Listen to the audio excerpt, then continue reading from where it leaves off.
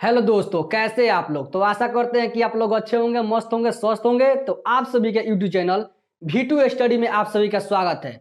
दोस्त, आज के इस वीडियो में देखने वाले हैं कि पूर्ण संख्या, पूर्णांक संख्या, परमेय संख्या, अपरमेय संख्या क्या होता है। ठीक है दोस्तों, इसका एक एक करके अध्ययन करेंगे और इसका परिभाषा जानेंगे। ठीक है दोस्तों, तो चलिए बिना समय गवाए हम इस वीडियो को स्टार्ट करते हैं। अगर वीडियो पसंद आए तो लाइक, कमेंट और मेरे चैनल को सब्सक्राइब करना मत भूलिएगा। तो चलिए स्टार्ट करते हैं। आप लोग इस वीडियो को एंड तक देखते रहिएगा। चलिए, पहला दिया है यहाँ पे, प्राकृत संख्या किसे कहते हैं। प्राकृत संख्या किसे कहते हैं। ठीक है दोस्तों, इसका परिभाषा होता है गिनती में प्रयुक्त होने वाली संख्या को, गिनती में प्रयुक्त होने वाली संख्या को प्राकृत संख्या कहते हैं। ठीक है दोस्तों, जैसे एग्जाम्पल देखते हैं। जैसे में 1 2 3 4 5 6 डॉट डॉट डॉट। ठीक है दोस्तों, अनंत तक जाएगा, इन्फिनिटी तक। ये रुकने वाला नहीं है, ये सीमित नहीं है कि 5 होगा कि 6 होगा, यह अनंत तक जाएगा, इन्फिनिटी तक। ठीक है दोस्तों, तो समझ गए।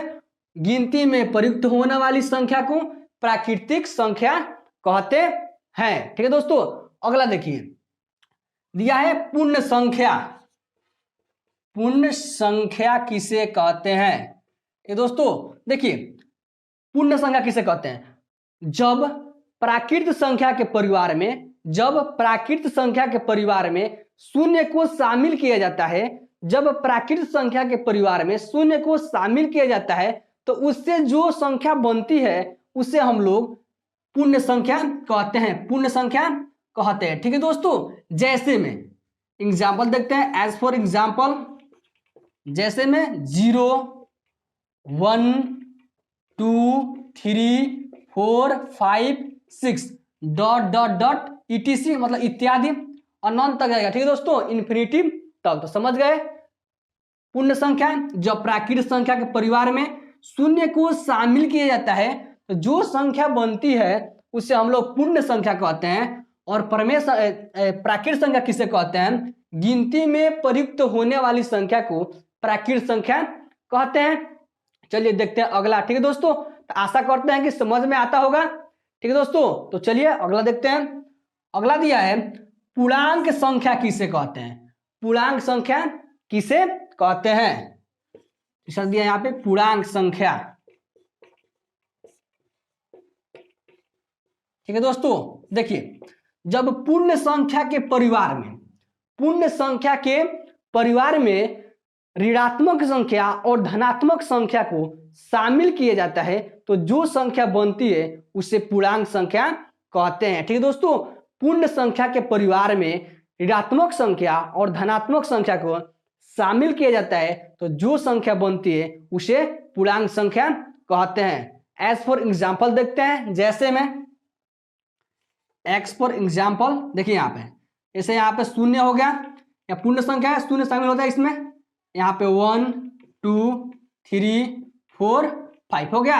और यहाँ पे देखिए -1 -2 -3 -4, यहाँ पे क्या है, ऋणात्मक संख्या, और यहाँ पे धनात्मक संख्या। ठीक है दोस्तों, 1 2 3 4 5। ठीक है दोस्तों, तो दाहिने ओर धनात्मक संख्या और बाएं ओर ऋणात्मक संख्या शामिल होना चाहिए। ठीक है दोस्तों, तब क्या बनता है यहाँ पे पूर्णांक संख्या। जब पूर्ण संख्या के परिवार में ऋणात्मक संख्या और धनात्मक संख्या को शामिल किया जाता है तो जो संख्या बनती है उसे पूर्णांक संख्या कहते हैं। ठीक है दोस्तों, तो आशा करते हैं कि प्राकृत संख्या, पूर्ण संख्या और पूर्णांक संख्या समझ में आ गया होगा। ठीक है दोस्तों, चलिए आगे बढ़ते हैं।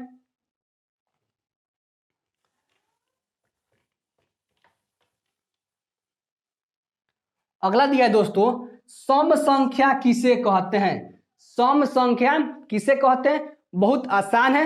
वैसी संख्या, वैसी संख्या जो 2 से पूर्ण रूप से कट जाए, जो 2 से पूर्ण रूप से विभाजित हो जाए उसे सम संख्या कहते हैं। देखिए यहाँ पे सम संख्या, जैसे में एक्स फॉर एग्जाम्पल देखते हैं।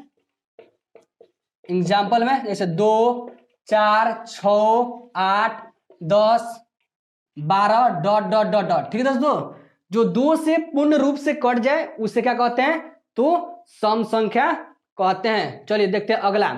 अगला दिया है विषम संख्या। विषम संख्या 4 नंबर है यहाँ पे दोस्तों। विषम संख्या देखिए, वैसी संख्या जो 2 से पूर्ण रूप से नहीं कटे, वैसी संख्या जो 2 से पूर्ण रूप से नहीं कटे उसे विषम संख्या कहते हैं। ठीक है दोस्तों, तो आशा करते हैं कि समझ गए होंगे। जैसे में एज फॉर एग्जांपल लेते हैं यहाँ पे, जैसे में 1 3 5 7 9 11, ठीक है दोस्तों, डॉट डॉट डॉट ETC। ठीक है दोस्तों, जो 2 से पूर्ण रूप से नहीं कटे वो क्या होगा, विषम संख्या, और जो 2 से पूर्ण रूप से कट जाए वो सम संख्या हो जाएगा दोस्तों। तो आशा करते हैं कि समझ में आता होगा। ठीक है दोस्तों, और वीडियो पसंद आए तो लाइक करना मत भूलिएगा, क्योंकि वीडियो बनाने में बहुत सारा मेहनत लगता है आप लोगों के लिए। ठीक है दोस्तों, तो चलिए अगला देखते हैं।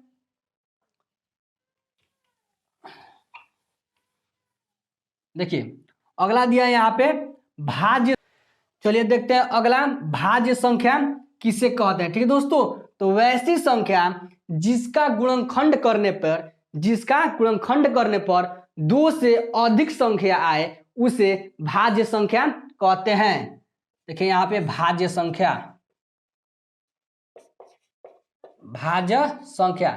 जिसका गुणनखंड करने पे 2 से अधिक संख्या आए। जैसे में एग्जाम्पल लेते हैं यहाँ पे 4 6 8। देखिए यहाँ गुणनखंड करिए 4 का, 2 दूना का 4 और 2 एकम 1। ठीक है दोस्तों, देखिए 1 2 3 संख्या आ गया, तो क्या होगा दोस्तों, कौन सा भाज्य संख्या हो जाए, जिसका 2 से अधिक गुणनखंड है, जिसका 2 से अधिक गुणनखंड है उसे भाज्य संख्या कहते हैं। जैसे 6 का कीजिए यहाँ पे गुणनखंड, 2 3 6 और यहाँ पे 3 एकम 3, तो एक संख्या 2 संख्या और 3 संख्या, 3 संख्या यहाँ पे नु क्या हो जाएगा दोस्तों, भाज्य संख्या हो जाएगा।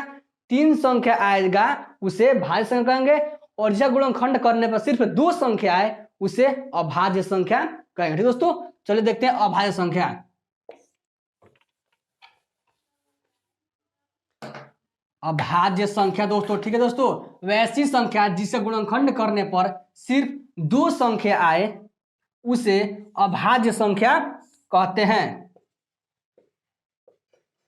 अभाज्य संख्या, ठीक है दोस्तों, वैसी संख्या जिसका गुणनखंड करने पर सिर्फ 2 संख्या आए उसे अभाज्य संख्या कहते हैं। देखिए यहाँ पे जैसे में एग्जांपल लेते हैं यहाँ पे 5 7 2। ठीक दोस्तों, अब देखिए 5 का कीजिए गुणनखंड आप लोग, 5 का देखिए यहाँ पे 5 एकम 5 और 1 से 1 आएगा। ठीक है दोस्तों, आएगा कि नहीं, यहाँ पे 1 आ गया, यहाँ पे 5 एवं 5, तो 5 और 1 आ गया, तो सिर्फ 2 गुणनखंड है यहाँ पे 5 और 1। यहाँ पे 7 कीजिए तो 7 है यहाँ पे 1, 2 का कीजिए तो यहाँ पे 1 और यहाँ पे 2। ठीक है दोस्तों, तो समझ गए होंगे अभाज्य संख्या।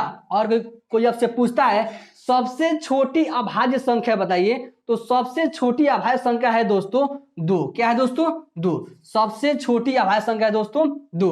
वैसी संख्या जिसका गुणनखंड करने पर सिर्फ 2 अंक आए उसे अभाज्य संख्या कहते हैं, और वैसी संख्या जिसका गुणनखंड करने पर 3 अंक आए उसे भाज्य संख्या कहते हैं। तो आशा करते हैं कि समझ गए होंगे भाज्य संख्या और अभाज्य संख्या। ठीक है दोस्तों, तो चलिए अगला देखते हैं। 8 नंबर में दिया है अभाज्य संख्या किसे कहते हैं। अभाज्य संख्या, तो वैसी संख्या जिसका गुणनखंड करने पर HCF 1 आ जाए, HCF 1 आ जाए उसे अभाज्य संख्या कहते हैं। देखिए यहाँ पे अगला दिया है 8 नंबर में अभाज्य संख्या, अभाज्य संख्या। ठीक दोस्तों, तो वैसी संख्या जिसका गुणनखंड करने पर और उसका HCF निकालने पर 1 आ जाए उसे अभाज्य संख्या कहते हैं। ठीक दोस्तों, जैसे पे यहाँ पे एग्जांपल लेते हैं, x फॉर एग्जांपल, जैसे यहाँ पे 3 यहाँ पे 2, इसका निकालिए HCF। ठीक है दोस्तों, देखिए यहाँ पे 2 से 3 में भाग देंगे तो 2 एकम 2, यहाँ पे 1 बचेगा, यहाँ पे 2, यहाँ भाग 2 आ जाएगा, यहाँ पे कट जाएगा, कितना एचसीएफ यहाँ पे 1 आ गया, देखिए 1 आ गया नहीं, यहाँ पे अगर 1 आ जाए इसका गुणनखंड करने पर, एचसीएफ निकालने पर, तो ही क्या होता है, तो स्व अभाज्य संख्या होता है। ठीक दोस्तों, और एग्जाम्पल लेते हैं यहाँ पे मान लीजिए यहाँ पे है 7 और यहाँ पे है 8। ठीक है दोस्तों, इसका निकालते हैं। देखिए यहाँ 7 से 8 में भाग देंगे तो 7 एकम 7, कितना बचेगा दोस्तों यहाँ पे, तो 1 बचेगा दोस्तों। अब 1 से 7 में भाग देंगे तो 1 7 7 हो जाएगा यहाँ पे। ठीक दोस्तों, कट कितना यहाँ पे, एचसीएफ कितना गया, तो 1। ये भी हो सकता है स्वअभाज्य संख्या। तो आशा करते हैं कि समझ गए होंगे स्वअभाज्य संख्या। तो चलिए अगला देखते हैं।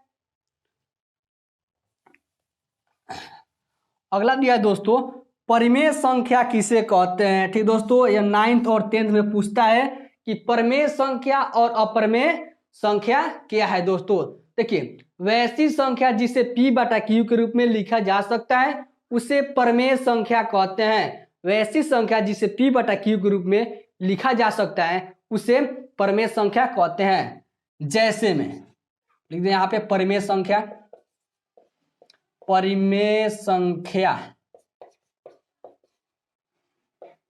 देखिए, वैसी संख्या जिसे p/q के रूप में लिखा जा सकता है उसे परिमेय संख्या कहते हैं। और जहां q नॉट इक्वल टू 0, जहां q नॉट इक्वल टू 0, ठीक दोस्तों, q नॉट इक्वल टू 0 का मतलब हुआ q का मान 0 के बराबर नहीं आना चाहिए। ठीक दोस्तों, देखिए यहाँ पे कैसे 1/2 हो गया दोस्तों, 2/3 हो जाएगा, सब p/q ग्रुप में है, p/q ग्रुप में है दोस्तों। अगला दिया यहाँ पे 2√3/√3 दोस्तों, ये भी तो क्या है, तो परिमेय संख्या है। यहाँ से यहाँ कट जाएगा तो 2 क्या है, तो परिमेय संख्या है। √25 क्या है दोस्तों, तो परिमेय संख्या है, क्योंकि 25 का वर्गमूल कितना दोस्तों, तो 5 होता है। तो आशा करते हैं समझ गए होंगे। परिमेय संख्या वैसी संख्या जिसे p/q के रूप में लिखा जा सकता है और जहां q नॉट इक्वल टू क्या दोस्तों, 0 हो। तो देखते हैं अगला, अपरिमेय संख्या किसे कहते हैं। अपरिमेय संख्या दोस्तों, तो वैसी संख्या जिसे p/q के रूप में नहीं लिखा जा सकता है उसे अपरिमेय संख्या कहते हैं। जैसे दोस्तों x फॉर एग्जाम्पल लेते हैं यहाँ पे √3, ठीक दोस्तों, √5, √7 दोस्तों। अगला दिया है 1.423 ... ठीक दोस्तों, यहाँ पे आता रहेगा अलग अलग संख्या, यहाँ क्या होगा दोस्तों, आता रहेगा, वही क्या हो जाएगा, अपरिमेय संख्या। √3, √5, √2 दोस्तों, सब क्या है, तो अपरिमेय संख्या है। वैसी संख्या जिसे p/q रूप में नहीं लिखा जा सकता है उसे अपरिमेय संख्या कहते हैं। तो आशा करते हैं कि परिमेय संख्या और अपरिमेय संख्या समझ गए होंगे। तो चलिए अगला देखते हैं, पूर्ण वर्ग संख्या और पूर्ण घन संख्या किसे कहते हैं।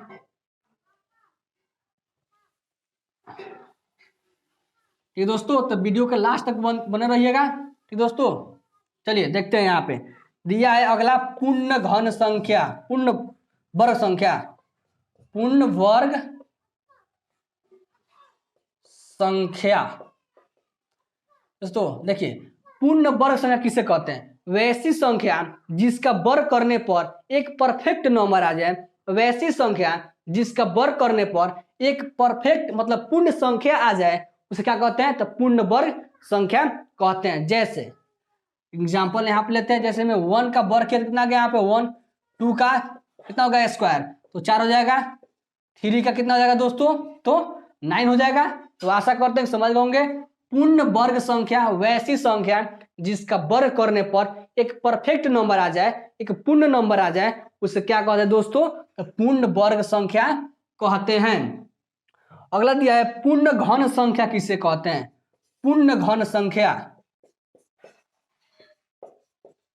दोस्तों, वैसी संख्या जिसका q करने पर, जिसका घन करने पर एक परफेक्ट नंबर आ जाए उसे पूर्ण घन संख्या कहते हैं। दोनों यहाँ पे सेम ही है, यहाँ पे स्क्वायर करना है और यहाँ पे q करना है। आप देखिए जैसे एग्जाम्पल लेते हैं यहाँ पे 1 का स्क्वायर कर देंगे यहाँ पे तो क्यू करेंगे तो कितना होगा यहाँ पे 1 हो जाएगा। और यहाँ पे करते हैं 2 का क्यू, कितना दोस्तों, तो 8 हो जाएगा। दोस्तों यही क्या है, तो पूर्ण घन संख्या है। ठीक है दोस्तों, तो आशा करते हैं कि समझ गए होंगे। तो चलिए मिलते हैं नेक्स्ट वीडियो में, नेक्स्ट वीडियो के साथ। जय हिंद दोस्तों।